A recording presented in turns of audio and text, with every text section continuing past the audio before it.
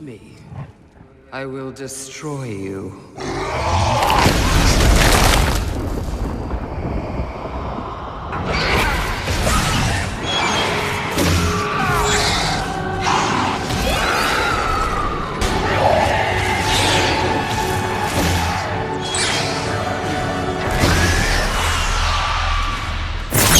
अल्लाह तबारक व तआला के नाम से शुरू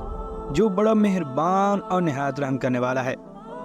नाज़रीन मोहतरम, अत-तरगीब व तरहीब के अंदर हज़रत सैयदना अब्दुल्लाह बिन अब्बास रज़ी अल्लाह तआला अन्हु से रिवायत है कि जब ईद उल फितर की मुबारक रात तशरीफ़ लाती है तो उसे लैलतुल जायज़ा यानी इनाम की रात के नाम से भी पुकारा जाता है। चुनांचे जब ईद की सुबह होती है तो अल्लाह तबारक व तआला अपने मासूम फरिश्तों को तमाम शहरों के अंदर भेजता है। चुनांचे वो फरिश्ते ज़मीन पर तशरीफ़ लाकर सब गलियों और राहों के सिरों पर खड़े हो जाते हैं और इस तरह से निदा देते हैं, ए उम्मत मोहम्मद सल्लल्लाहु तआला अलैहि वसल्लम, उस रब्बे करीम अज़्ज़ा वजल की बारगाह की तरफ चलो जो बहुत ज़्यादा अता करने वाला और बड़े से बड़े गुनाहों को माफ़ फरमाने वाला है। फिर अल्लाह तबारक व तआला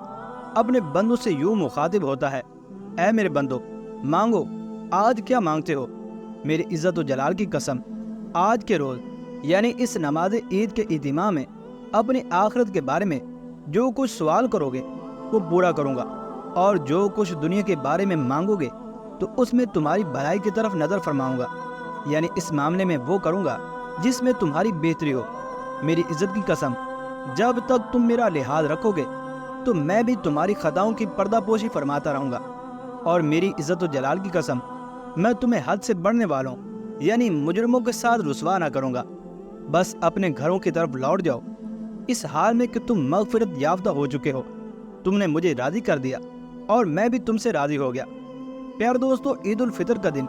किस कदर अहम तरीन दिन है कि इस दिन अल्लाह रब्बुल इज़्ज़त की रहमत निहायत जोश पर होती है और दरबार खुदा बंदी अज़्ज़ा वजल से कोई साइल मायूस नहीं लौटाया जाता। एक तरफ अल्लाह अज़्ज़ा वजल के नेक बंदे अल्लाह तबारक व तआला की बेपाया रहमतों और बख्शिशों पर खुशियां मना रहे होते हैं, तो दूसरी तरफ मोमिनों पर अल्लाह तबारक व तआला की इतनी करम नवाजियाँ देखकर इंसान का बदतरीन दुश्मन शैतान आग बगोला हो जाता है। और शैतान आग बगोला क्यों ना हो, क्योंकि नबियों के सुल्तान हजूर अकरम सल्लल्लाहु तआला अलैहि वसल्लम ने इब्न माजा शरीफ की रिवायत के मुताबिक इरशाद फरमाया कि जिसने ईदैन की रात यानी शब ईद उल फितर और शब ईद उल अज़हा तलब सवाब के लिए क़याम किया, उस दिन उसका दिल नहीं मरेगा कि जिस दिन तमाम लोगों के दिल मुर्दा हो जाएंगे। और एक और मकाम पर हज़रत सैयदना मुआज़ बिन जबल रज़ी अल्लाह तआला अन्हु से मरवी है, आप फरमाते हैं कि जो 5 रातों में शब बेदारी करे तो उसके लिए जन्नत वाजिब हो जाती है। नंबर 1 ज़ुल्हिज्जा शरीफ की 8वीं और 9वीं और 10वीं रात को, इस तरह ये 3 रातें हुई, और चौथी रात ईद उल फितर की रात है, और 5वीं शाबानुल मुअज़्ज़म की 15वीं रात है। यानी जो बंदा इन रातों के अंदर अल्लाह तबारक व तआला की इबादत करता है तो अल्लाह तबारक व तआला की जन्नत उस पर वाजिब हो जाती है। चुनांचे जब शैतान अल्लाह तबारक व तआला के बंदों पर इस कदर करम नवाजियाँ देखता है तो वो जल उड़ता है। चुनांचे मुकाशफतुल कुलूब में हज़रत सैयदना वहाब बिन मुनब्बिह रहमतुल्लाहि तआला अलैह फरमाते हैं कि जब भी ईद आती है शैतान चिल्ला चिल्ला कर रोता है, और इसकी बदहवासी देखकर तमाम शयातीन उसके गिर्द जमा होकर पूछते हैं, ए आका, आप आज के रोज़ इतने गज़बनाक क्यों हैं और उदास क्यों हो रहे हैं, और इस रोने का सबब क्या है? तो वो कहता है, हाय अफसोस,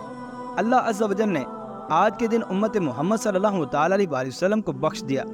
लिहाजा तुम इन्हें लज्जात और नफसानी ख्वाहिशात के अंदर मशगूल कर दो। प्यार दोस्तों, ये बात याद रखें कि शैतान पर ईद का दिन निहायत गिरा गुजरता है, लिहाजा वो शयातीन को हुक्म सादिर करता है कि तुम मुसलमानों को लज्जात नफसानी में मशगूल कर दो। ऐसा लगता है कि फी ज़माना शैतान अपने इस वार में कामयाब होता हुआ नजर आता है कि ईद की आमद पर होना तो ये चाहिए कि इबादत और हसनात की कसरत व बहुतात करके रब्बे कायनात अज़्ज़ वजल का ज़्यादा से ज़्यादा शुक्र अदा किया जाए। मगर 100 करोड़ अफसोस कि अब अक्सर मुसलमान ईद सईद का हकीकी मकसद ही भुला बैठे हैं।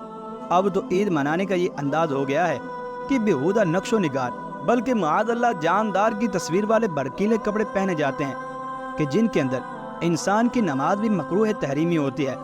और रक्स व सुरूर की महफिलें गर्म की जाती हैं। گناہوں بھرے میلوں، گندے کھیلوں، ناچ گانوں اور فلموں کا اہتمام کیا جاتا ہے، اور دل کھول کر وقت اور دولت دونوں کو خلاف سنت اور شریعت افعال کے اندر برباد کر دیا جاتا ہے۔ پیارے دوستو، یہ بات یاد رکھیں کہ انسان اور حیوان میں جو چیز فرق کرنے والی ہے وہ عقل اور تدبیر، دور بینی اور دور اندیشی ہے۔ عموماً حیوان کو کل کی فکر نہیں ہوتی، عام طور پر اس کی کوئی حرکت کسی حکمت کے ماتحت نہیں ہوتی، برخلاف انسان کے۔ اور مسلمان کو تو نہ صرف دنیاوی کل بلکہ اس دنیاوی کل کے بعد آنے والی اخروی کل کی بھی فکر ہوتی ہے۔ یقیناً سمجھدار انسان وہی ہے، بلکہ حقیقتاً انسان ہی وہی ہے جو اخروی کل یعنی آخرت کے لیے بھی فکر مند ہو۔ لہٰذا عید سعید کو اللہ تبارک و تعالیٰ کی نافرمانیاں کر کے اپنے لیے عید وعید ہرگز نہ بنائیں۔ اور یہ بات بھی یاد رکھیں کہ حضور اکرم صلی اللہ تعالیٰ علیہ وسلم نے ارشاد فرمایا کہ عید ان خوش بخت مسلمانوں کا حصہ ہے جنہوں نے ماہ محترم رمضان المبارک کو روزوں، نمازوں اور دیگر عبادتوں میں گزارا، تو یہ عید ان کے لیے اللہ عز و جل کی طرف سے مزدوری ملنے کا دن ہے۔